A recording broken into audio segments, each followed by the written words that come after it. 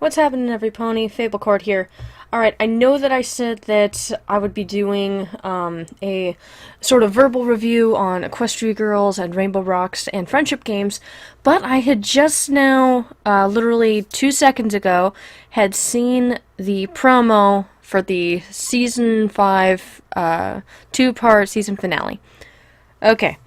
I'm gonna go ahead. I'm not gonna go ahead. I'm gonna just say go watch it if you haven't already. This is my personal thoughts about it, and this is what I think is going to happen. Now, mind you, my thoughts are gonna be slightly scattered a bit. I do have some of my things written down, but this is a very interesting snippet that we got. That was literally about maybe 20 seconds long.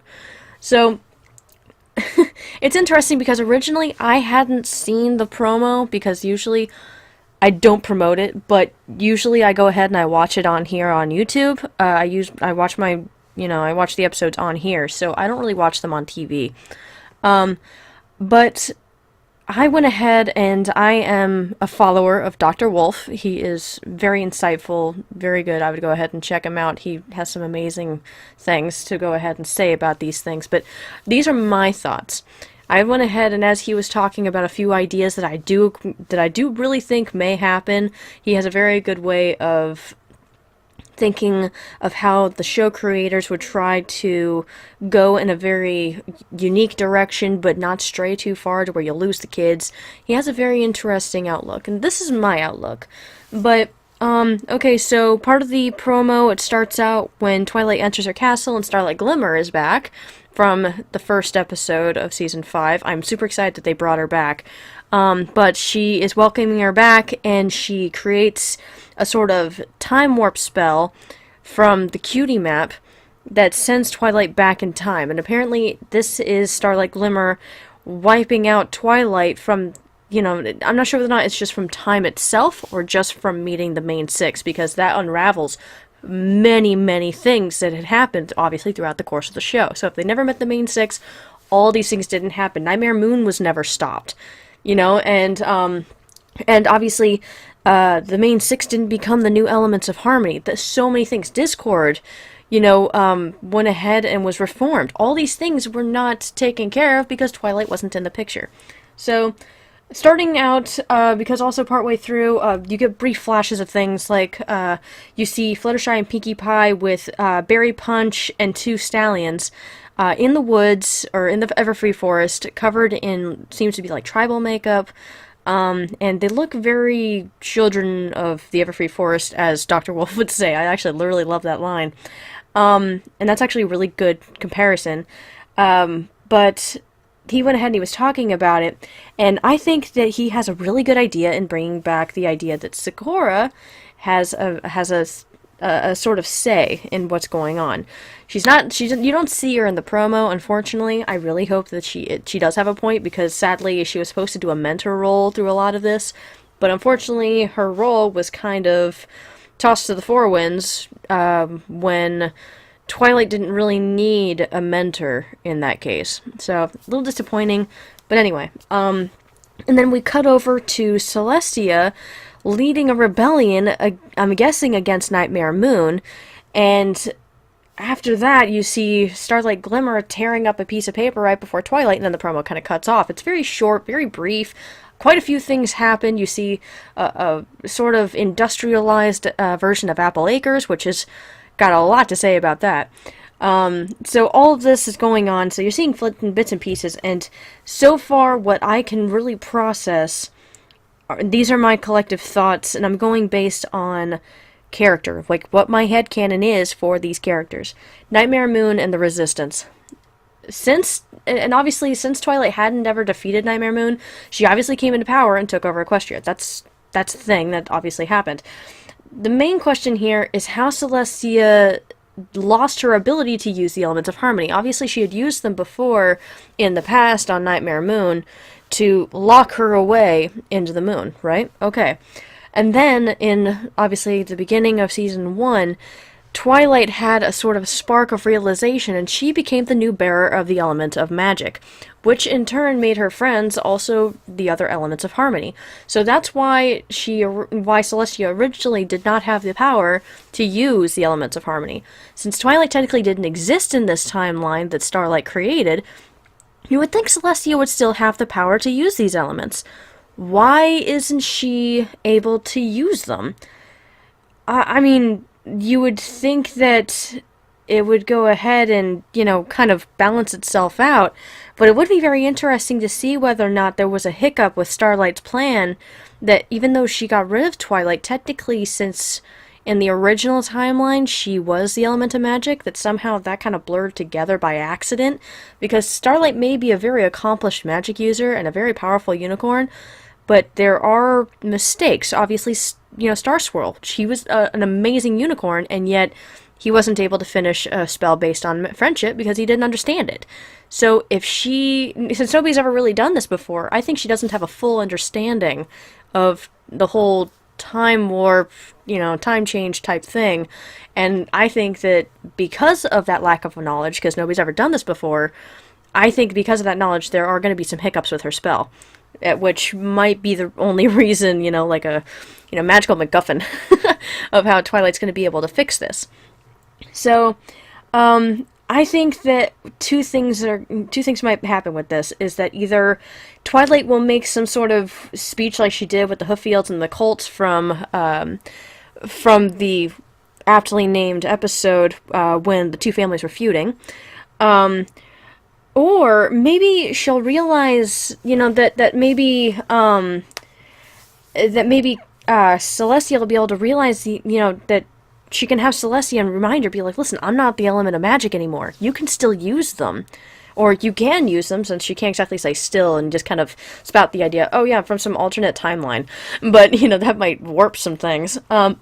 So I think that she'll be able to tell Celestia, listen, I'm not the element of magic. You can still use the elements, but I'll help find a way to not banish your sister again.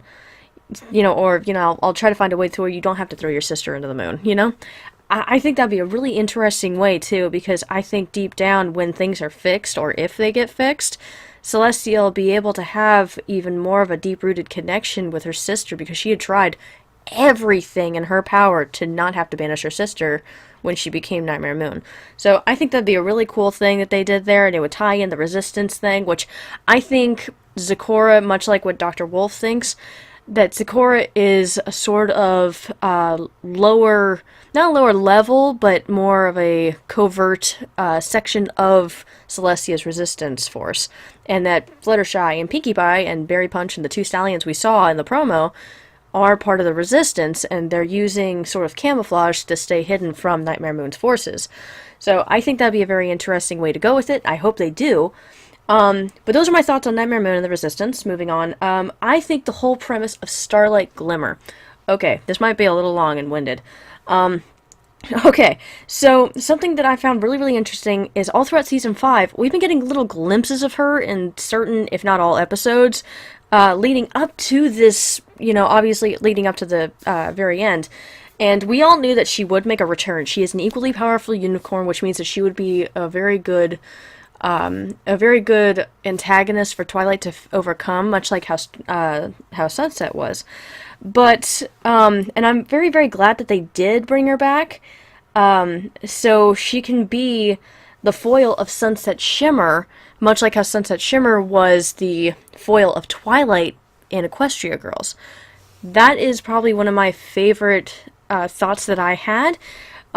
Because Starlight obviously doesn't understand that to have harmony and peace, there has to be a variety and diversity, not equality and sameness. Like, the Staff of Sameness she created of, and she said that was one of Meadowbrook's 9 enchanted items, I think is what she said. Which I found is interesting, because the nice thing is that Sunset didn't understand friendship. She never understood it. But once we got through Rainbow Rocks and then Friendship Games, she finally understood. And she actually is the Equestria Girls equivalent of Twilight in that universe. So to think that maybe instead of having Ponyville or having Equestria, have a sunset, since the sunset shimmer is now over in the other world, which I really hope eventually we see a human sunset shimmer and they somehow clash, much like how the very, very ending of Friendship Games happened. I really, really hope that's a thing. I think that it'd be interesting if Starlight Glimmer became the new sunset shimmer for Equestria, to where she wouldn't understand. Obviously, this would be, instead of friendship, this would be harmony. She wouldn't understand it. So she would become the foil of Twilight. Or I'm sorry, the foil of Sunset. Sorry, I'm getting my names mixed up. My bad. So it would prove to be a difficult challenge for her to overcome, and it would be wonderful for her to actually struggle with this task. But once again, what Twilight could do, and what I'm wondering whether or not the directors and animators are wanting to go this route, is they could have her hammer in for another friendship speech and try to like change her mind or win her over. But I'm pretty sure she'd be like screamed, "Be quiet!" like she did in the very beginning. By the way, that's like the best overreaction ever, and I hope they bring that awesome animation, like, expression back. They need that back. That was amazing. But I think what would be a very, very good lesson for kids is if Starlight is non-convertible, like how Discord was easily won over, or how Sunset was changed over. I hope that in a way they make it to where Starlight just does not listen to reason. I really hope that that's the route they go. For it would be a great time to show the lesson that not everything or everyone can be fixed or changed, no matter how much you want it to be. It'd be a very good lesson, that not all problems in life are solved easily. And maybe if you try hard, as hard as possible, things just can't go your way. It happens. Such is life. It's a good lesson for kids. But maybe if it turns out that she can't be changed and everything, maybe over the course of the next season, we'll get an episode or two, maybe tailing Starlight and her attempts to contemplate her actions after, being bested.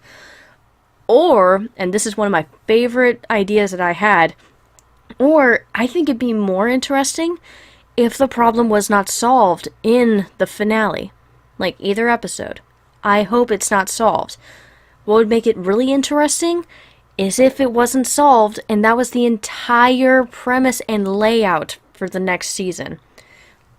Building up the new world that Starlight has created with this spell that she manifested just to ruin Twilight's life. And I think it'd be even more interesting for the writers and directors to go with this and making just a new environment for the kids to see. Obviously they showed a different version of Apple Acres. They showed an industrialized version, which that had to have been, like what Dr. Wolf said in his review of the promo, had to have been what happened, because since there was no Sonic Rainboom, Applejack never went back to Apple Acres, so she was still in Manhattan. I think that would be an insanely interesting thing, like seeing who was running that industrialized Apple Acres. And what was going on with, whether or not my idea about, or Dr. Wolf's idea about having Sakura and the Resistance and everything about Pinkie Pie and Fluttershy. We don't even really know if they're part of the Resistance, or if they're just inhabitants of the Everfree Forest. Maybe Ponyville, technically had a fallout after Nightmare Moon ended up showing up, and they're just kind of hanging out in the Everfree Forest to avoid her goons. Who knows? But it would be a very interesting season to go ahead and try and figure out this new world that Starlight created with the use of that spell. And it would be a great plot line to go ahead and delve into the possibility of the idea of the enchanted items that were hinted at in the beginning of the season of Meadowbrooks, to maybe have those be the quote-unquote magical MacGuffins that she has to find to undo what Starlight did.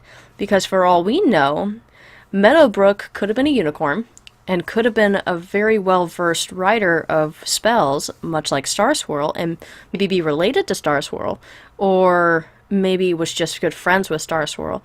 And have those be the items that'll undo a spell that maybe either she found in Star Swirl's library or found in Meadowbrook's library, and maybe the only things that can end up unraveling that particular spell are the enchanted items put together. So I think that would be an amazing idea. I'm hoping that it's not too convoluted and too strung out to have the writers go with it, but I think they'd have a lot of fun trying to figure all this out, and it would be very interesting to see.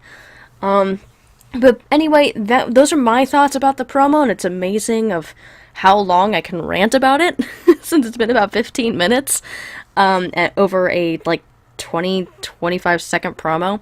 But it is just so fascinating to see all these little things come together and try and piece them together. And this is why I do love analyzing things. It makes it a lot more interesting, and you can come up with your own fantastical ideas. But either way, those are my particular thoughts. And again, if you'd like, go check out Dr. Wolf's stuff. You can easily find him. So anyway, I'm going to stop ranting about it. But do let me know what you guys think. And you can go ahead, and I'll try to remember to leave a link to the promo in my description below. And go ahead and let me think, let me hear about what you guys think. What do you guys think the whole idea with Nightmare Moon and the Resistance is? What do you think of Starlight Glimmer, and what may be in the future for her? Or what the possibilities of what would happen in the next season? I do want to hear from you guys. So, in the comments below, be sure to rant and rave, do whatever you'd like. I'll be sure to read them all. And I will talk to you guys next time. Alright, and I promise I will go ahead and do Equestria Girls and Rainbow Rocks and Friendship Games. Who knows, I might go ahead and lump them all into one episode. It all depends on how much later it gets tonight. Alright? Alright guys, take care.